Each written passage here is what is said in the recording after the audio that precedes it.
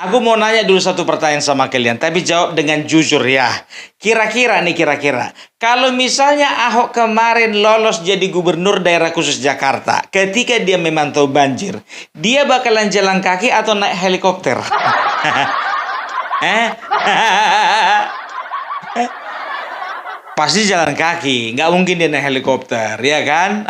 Karena dia itu mencoba untuk mencitrakan dirinya itu merakyat. Bagaimana dengan wakil gubernurnya pun? Wakil gubernurnya tetap naik perahu karet. Loh kok bisa? Karena calon wakil gubernurnya sudah pasti juga Rano Karno. Aduh, kita bicara dulu mengenai Ahok dengan konteks yang berbeda. Kita bicara dulu tentang pemanggilannya ya di kejaksaan kemarin. Jadi beberapa hari yang lalu ternyata kejaksaan memanggil Ahok ya. Ketika ditanya wartawan, kenapa harus Ahok duluan diperiksa? Harusnya kan direksi. Lalu jawaban dari Burhanuddin sebagai Kejaksaan Agung, sebagai Jaksa Agung, beliau mengucapkan sebuah jawaban yang sangat menyenangkan hati. Apa itu? Lah kan dia yang minta diperiksa. Iya, kalau dia minta periksa ya kita periksa. Aku nggak nyangka jawabannya begitu. Senang kali aku mendengar jawabannya itu. Ya di podcast dia nantang-nantang, ayo periksa saya. Diperiksalah. Baru ini, kalau misalnya kasusnya Ridwan Kamil, ya kan, kenapa bukan direktur dulu, ya direktur Bank BJB yang dipanggil, yang diperiksa, ya, kenapa harus Ridwan Kamil yang digeledah rumahnya, kan begitu? Ada kemungkinan besar keterlibatan Ridwan Kamil sangat sangat vital gitu ya, sangat betul-betul sangat dominan di dalam kasus Bank BJB. Wajar kan begitu.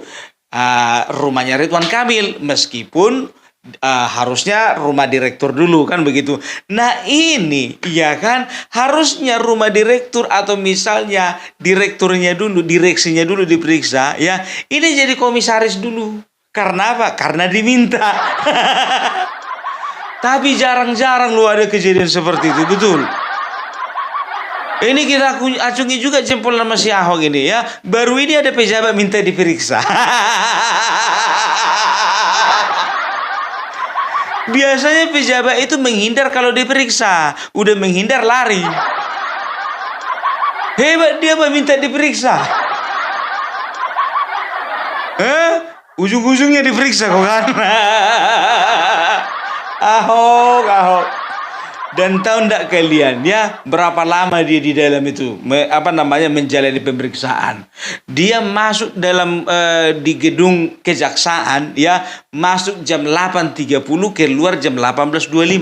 Hampir 10 jam. Aku mau nanya dulu sama kau Ahok, itu pemeriksaan atau staycation?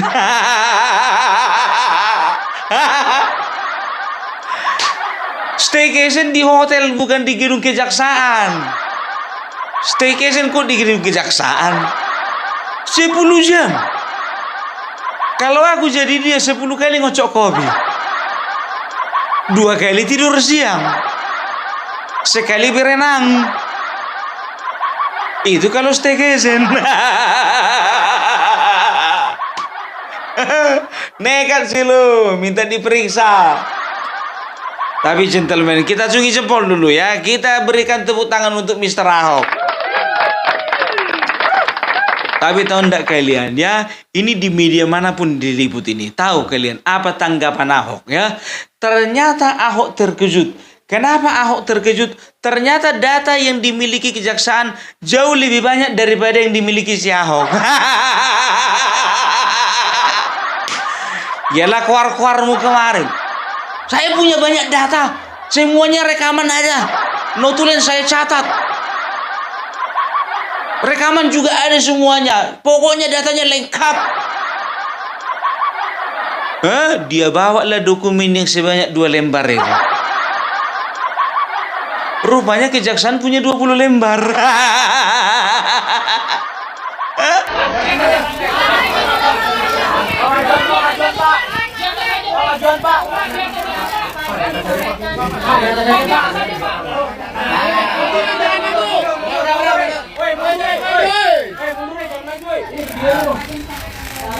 Jadi ternyata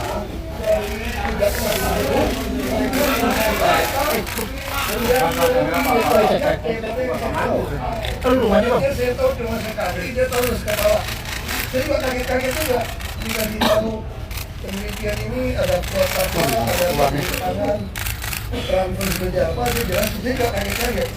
Karena kan dia semua ini saya nggak bisa sampai ke operasional. Saya cuma sampai memeriksa. Kita tuh hanya memonitori dari SAP. Nah, kan untuk rugi kebetulan kinerja. Oh iya benar. Kinerja Pertamina kan bagus terus selama saya di sana gitu kan. Jadi kita nggak tahu tuh ternyata di bawah ada apa dengan akal. Nah, jadi saya minta data, saya cuma sampaikan agenda rapat kita berangkat.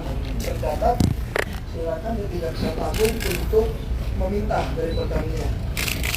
Nah, saya sendiri sampaikan bahwa ini yang sebatas itu tidak tahu. Dan tentu saya sampai pada jajaran penyidik. Intinya saya mau membantu mana yang kurang.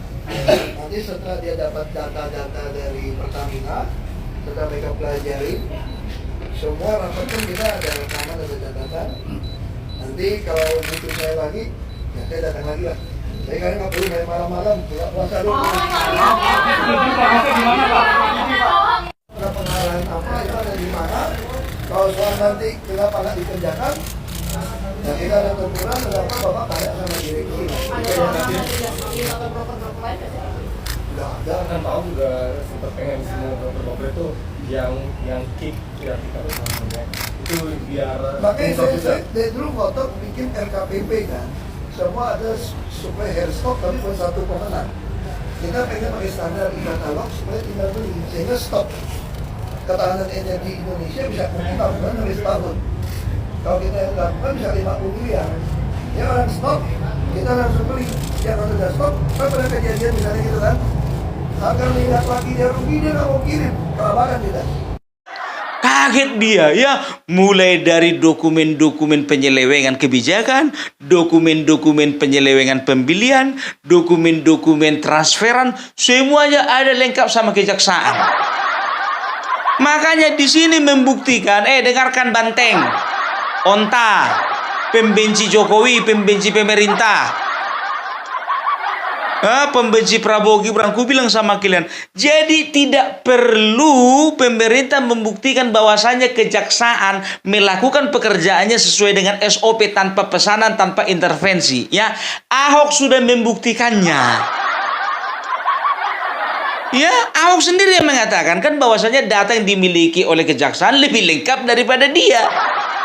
Artinya apa? Kejaksaan, KPK atau kepolisian tidak akan sembrono, tidak akan ceroboh ya, menangkap, memproses, menggeledah seseorang kalau data-datanya tidak lengkap. Itu dia, makanya ketika Hasto ditangkap jangan berdasarkan perasaan kalian bela. Dasarnya itu data, fakta, bukti. Ini perasaan, Hasto dipolitisasi. Oh my God, oh my God. Minta belas kasihan kalian. Tuh, orang PDIP sendiri sudah membuktikan bahwasanya kejaksaan bekerja sudah sesuai dengan SOP. Kurang apa lagi? Begitu juga KPK. KPK juga bekerja sesuai dengan SOP. Hasto aja yang nangis-nangis dipolitisasi. Saya mengalami kriminalisasi. Satyam Eva Jayate. Kebenaran akan menang. Kebenaran akan menang. Lawyermu nggak menang. Nggak bisa kau dimenangkannya. Hasto, aku bilang sama kau ya, kalau memang terbukti kau bersalah dan dipenjara kau 20 tahun, jangan pernah lagi ucapkan Satyam Eva Jayate. Memalukan kau. Itu adalah sebuah ya kutipan dari kalau tidak salah dari bahasa Sanskerta, ya kan? Itu artinya itu sangat dalam itu. Itu artinya itu punya value yang sangat tinggi. Tapi hati-hati dalam mengucapkannya, gitu loh. Jangan kau ucapkan kata-kata seperti itu untuk memframing seolah-olah kalian itu memang betul-betul benar, kan begitu. Nah sekarang ya untuk memframing bahwasanya masalah si Hasto ini betul-betul politisasi, betul-betul kriminalisasi. Mereka rekrutlah pengacara ex penyidik KPK. Sementara waktu penyidikan Harun Masiku, dia salah satu penyidiknya. Gitu loh ya. Kalau memang betul-betul dia akan membela si Hasto nanti, berarti dipertanyakan dulu pekerjaannya ini ya. Berarti dia salah satu yang gak serius untuk mengusut masalah Harun Masiku. Siapa namanya? Febri. Itu dia, kembali ke si Ahok tadi ya. Ternyata selama ini ya dia podcast itu, aku udah berapa kali bilang sama kalian kan, Ahok itu ya belum dipanggil kejaksaan dia sudah mulai podcast. Artinya apa? Dia sudah menunjukkan tanda-tanda kepanikan, kan begitu. Dia seolah-olah ingin menunjukkan kepada masyarakat ya, memberitahu kepada masyarakat, saya nggak bersalah loh.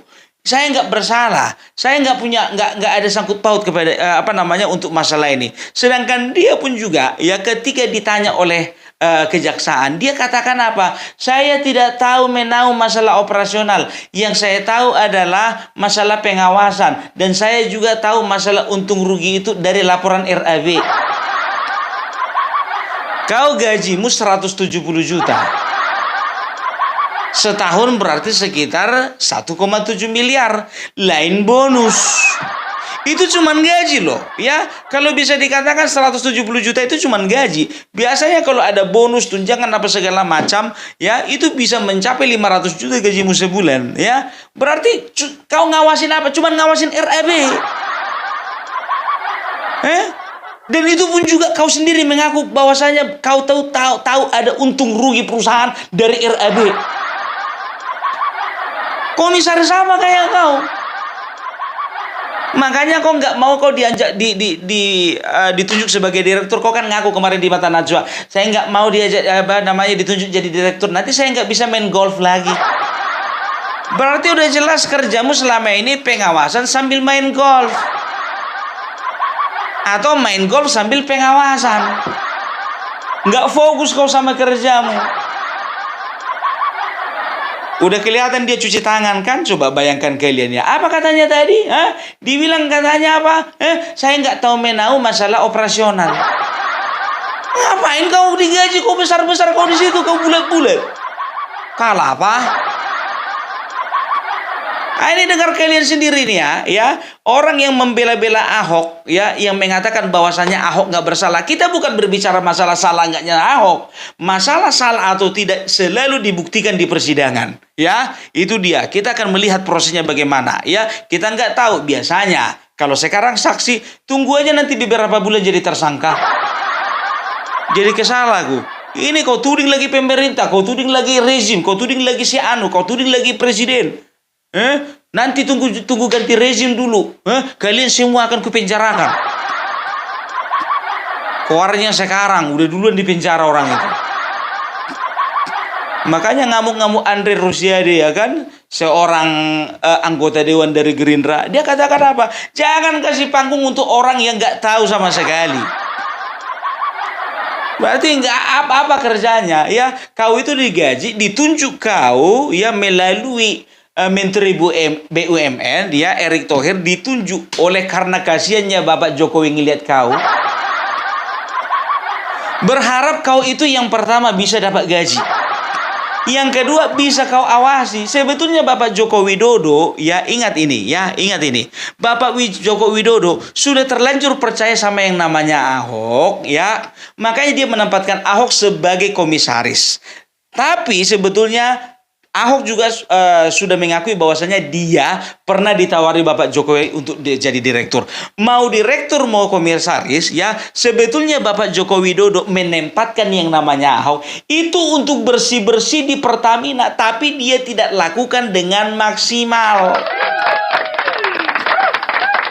Itu dia ya. Makanya aku bilang, ya kalau memang kemarin itu kau ditawari direktur, kenapa kau mencak-mencak kemarin? Saya kan bukan direktur. Dan aku nggak yakin kau ngomong dua, kau berat. Apa kau bilang itu di rapat? Lu gua penjarain semua lu. Pokoknya ganti lejim lu bakalan gua penjala lu. Lu nih orang kulang aja lu bikin penyelewengan lah. Hati-hati lu ganti presiden lu masuk penjala, gua penjalain lu. Banyak kali cerita. Aku secara pribadi tidak pernah bermasalah dengan yang namanya Ahok ya. Karena gimana pun juga aku sempat menjadi pendukungnya Ahok. Walaupun aku tinggal di Sumatera Utara. Kan begitu? Ya kan? Nah sekarang ini kan kita harus kontekstual. Ini kita berbicara tentang Pertamina. Ya tolong dulu untuk yang mengomentari masalah Ahok. Tidak ada sentimen pribadi maupun berbelak dengan yang namanya Ahok. Tidak ya. Tapi ini orang ya lebih besar saat ini, lebih besar omongannya daripada isinya. Kalau kemarin itu kayak data dia aja paling lengkap. Beradu data lah orang ini mungkin selama 10 jam.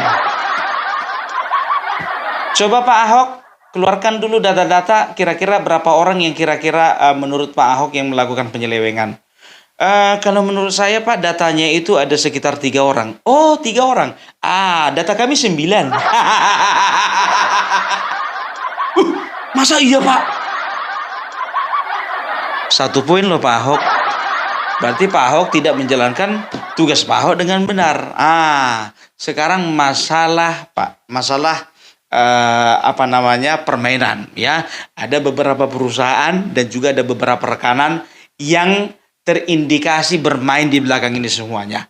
Dari Pak Ahok ada berapa data perusahaan yang bermain kira-kira? Kalau dari saya Pak ada sekitar 2 perusahaan. Oh 2 perusahaan. Kami ada 8. Masa iya Pak? Jadi gitu aja kerja orang ini terus. Datamu berapa Ahok? 3 Pak. Oh 3. Aku 15. Mengenai ini Ahok, mengenai masalah transferan, berapa transferan jumlah yang kau tahu Ahok? Kan begitu kan? Oh saya tahu Pak di sini ada sekitar 2 juta US dollar. 2 juta US dollar. Di sini ada sekitar 14 juta US dollar. Jadi terperangah ya, si Ahok sendiri mengatakan bahwasanya dia terperangah. Ya karena data yang dimiliki kejaksaan ternyata lebih lengkap.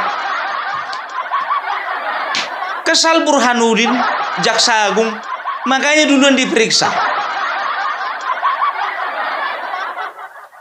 Harusnya kalau misalnya bicara tentang alur, harusnya direksi dulu diperiksakan begitu. Ini komisaris. Ya. Kenapa dia duluan diperiksa? Karena dia minta diperiksa. Ini ibaratkan kalau di jalan raya, ya kita nggak bawa surat-surat, begitu ada razia, berhenti kita di depan polisi. Mau ngapain Bapak berhenti? Pak, saya tilanglah saya Pak, saya nggak bawa surat-surat. Baik kali itu.